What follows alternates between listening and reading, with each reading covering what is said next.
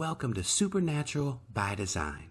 Today's topic will be on Stranger Things Season 3 and its connection to the number 11. The number 11 is intertwined with our reality in ways that we will go throughout this video. In fact, we will see how the character 11 represents our reality, which is to say a parallel reality, and that this idea not only is captured in her name, but in her storyline as well. For example, the storyline for the character 11, if you remember from Season 1, begins in November of 1983, which November is the 11th month. We will discover what I believe to be a secret hidden message within the show, using the character 11, and that this discovery will help us to find two other connections from this season. First will be to unveil the references in the show to CERN, and secondly, we will go through and unravel the mystery behind this poster. What if I told you this poster was representing a total solar eclipse in the constellation of Gemini? Do you think that this poster is set in Star Court Mall is by accident? I want to take us on a journey, but first, we need a quick foundation on the number 11, so let's begin. The number 11 can be found in many types of patterns, in historical dates, nature, and even our physical universe at the tiniest of scales. However, to understand how the number 11 represents a parallel universe, we need to begin with the number line pattern. And what do I mean by that? Well, simply that all numbers share a unique trait when flipped on their axis, revealing a unique pattern of reflection.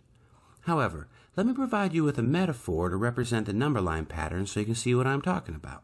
Let's say you have a mirror, and in front of this mirror, you place a 1. Well, in the mirror, you would see an image of the 1, or its reflection. In fact, any number we take will result in a reflection in the mirror. For example, if I place a 12 in front of the mirror, then in the mirror I would see its reflection of a 21. So, how is this tied to 11? Well, check this out. If I take the 12 and I add it to the 21, it equals 33. Well, 33 divided by 3 equals 11. Now, this idea works for all numbers, hence why reflection represents the number 11. An example of the number line pattern can be found in the periodic table, because each atom is just the addition of one more proton. However, from this mirror metaphor, we can actually find some other characteristics about our reality using the ones. For example, that both ones are parallel. They are symmetrical. That the one outside of the mirror is the source for the one inside of the mirror, or its image or reflection. And lastly, if you were to lay the mirror flat on the ground, then the one outside of the mirror would be right side up. And the other one? Well, the other one would be upside down. And isn't that interesting? Because 11's character is highlighted by the fact that she has a special connection to the upside down by her use of supernatural abilities and powers. So 11's name stems from this idea of the ones and the mirror. Or for another example, how about the time Billy was taken over by the Mind Flayer and he ends up in the upside down? Wouldn't this be an example of the parallel metaphor? Or the time we see the Mind Flayer towering over the city of Hawkins in the upside down. Wouldn't being upside down also be symmetrical? So is 11's character hinting at something bigger? Well, let's find out by looking into her name. 11's real name is Jane Ives, and Jane is derived from John, which John comes from the Hebrew meaning Yahweh is merciful. And 11 also gets nicknamed El by Mike in Season 1. And El in Hebrew means God or Yahweh. And why is this important? Because this represents our example of the source and the image.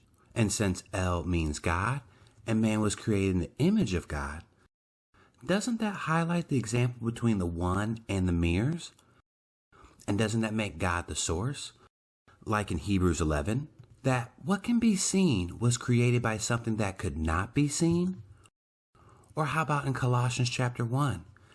He is the image of the invisible God, the firstborn of all creation. He created all things in heaven and on earth, visible and invisible.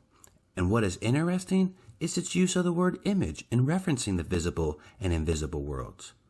So what can we say about the character 11? Well, how about this? Is that her name is pointing to a larger reality behind this one, a spiritual reality or a spiritual dimension, and that the show calls the spiritual dimension the upside down. So come, let's explore a little further.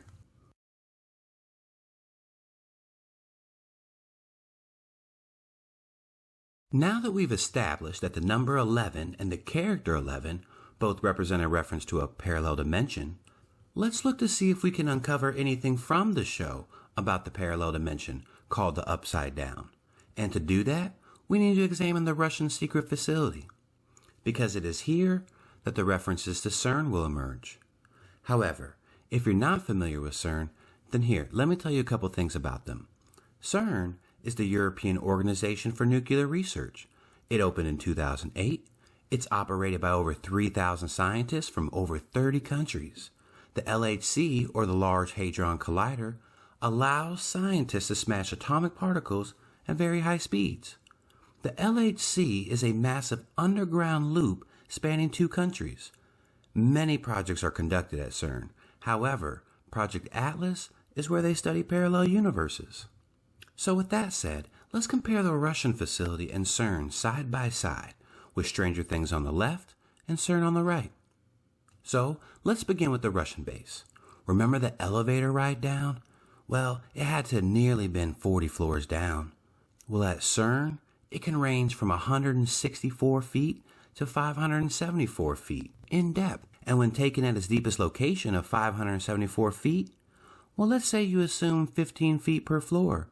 Well, that would total a 38-story building. And remember when Steve, Robin, Dustin, and Erica were walking down the long tunnel in the Russian facility? Well, if you worked at CERN, the massive 16.6-mile underground loop would also take a long time to walk around. So, if you average a 10 to 12-minute mile, then that would be a little over 2.5 to nearly 3.5 hour walk around.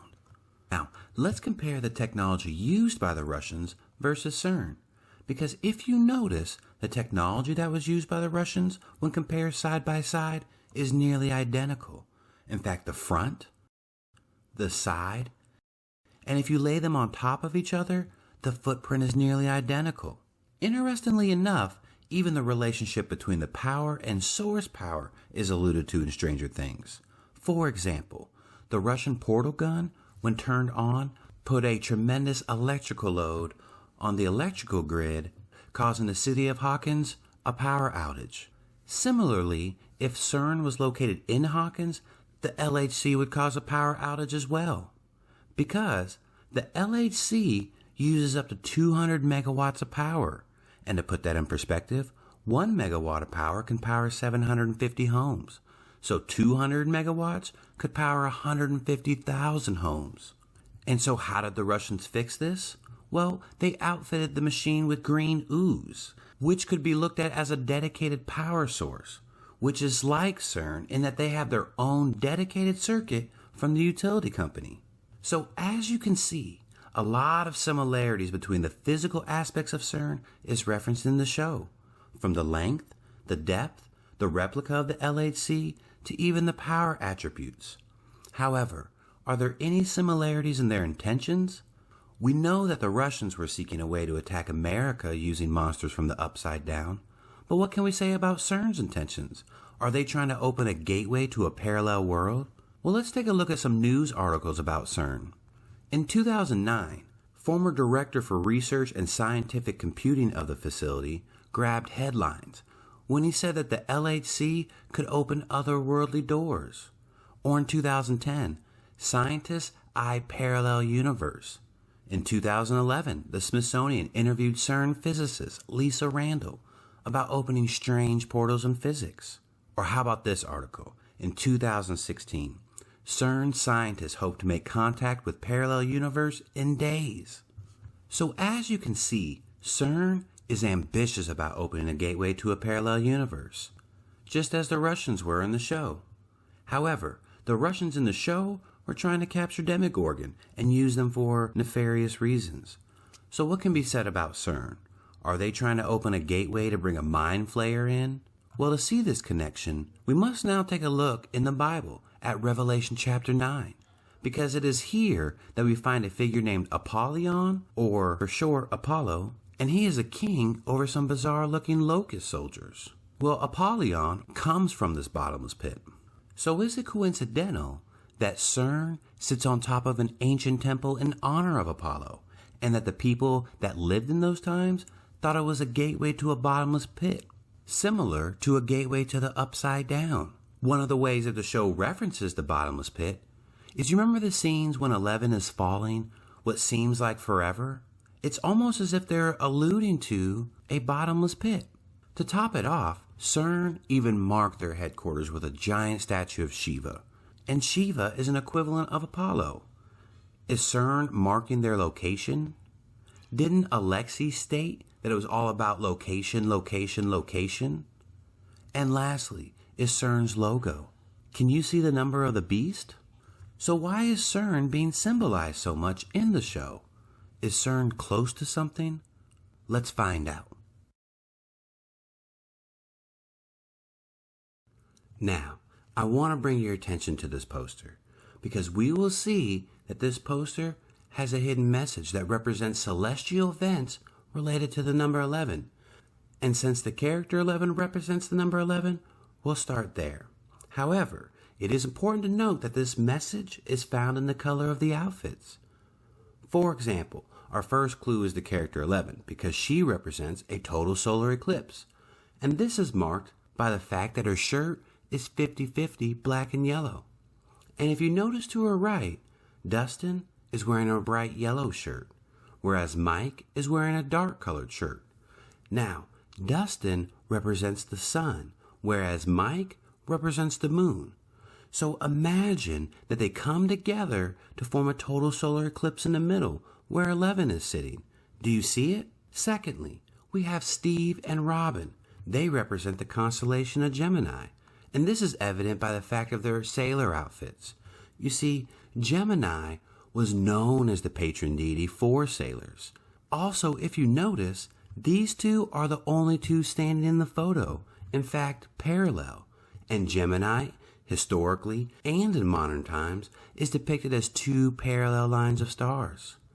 Also, in ancient Egyptian and Babylonian traditions, the constellation Gemini was represented by a male and female, and were dubbed the Great Companions, interestingly enough, just as Steve and Robin become. Now, thirdly, what connects a total solar eclipse to Gemini is the fact that the third season takes place around the 4th of July weekend. So, let's see if there was a total solar eclipse around the 4th of July weekend that took place in the constellation of Gemini. Well, interestingly enough, if you look at this constellation map, that's exactly what happened on 7/2. Now, our second celestial sign is represented by Nancy, Lucas, and Will, because all three are wearing red shirts. Now, each one represents a total lunar eclipse, symbolizing 3 total lunar eclipses in a row. Now, if we look at NASA's website, that's exactly what we see, 3 total lunar eclipses. And lastly, if you remember from earlier, I said that this photo was taken in Star Court Mall. There is a reason for that. So isn't it interesting that we could find all these celestial signs within this photo? Are they trying to tell us something? Now, what makes this really fascinating is the fact that all these celestial signs are nearly identical to the ones that happened before 9/11. And if you haven't watched my 9/11 video, then I highly suggest that you do for some additional background information. Because if we compare them side by side, then we will see some interesting similarities. For example, both Stranger Things and 9/11 had a total solar eclipse in the constellation of Gemini, and both had 3 total lunar eclipses. However, 9/11, the last of the total lunar eclipses, occurred in the constellation of Gemini, whereas this year's it occurred in the constellation of Cancer. And what's interesting about that is that just one day before the total solar eclipse on 7/1, Guadalajara was hit by a hailstorm, leaving 3 feet of ice, and Guadalajara is only 2 degrees south of the Tropic of Cancer.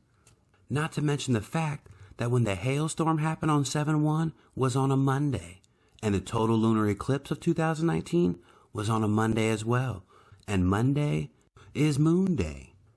So isn't it amazing to see how many 11s are intertwined with the celestial events of 2019, and that those signs are represented in this photo? Not only that, but the fact that these events are nearly identical to the celestial events leading up to 9/11. So does this mean that something big is about to happen? What do you think? Because I don't think it's coincidental. In fact, it's why I argue that Stranger Things Season 3 is supernatural by design. Because the number 11 is not only intertwined with the show, but it references CERN as well as celestial events of 2019. So I just want to thank you for watching. I hope this information was helpful. I'd love to hear your thoughts and comments.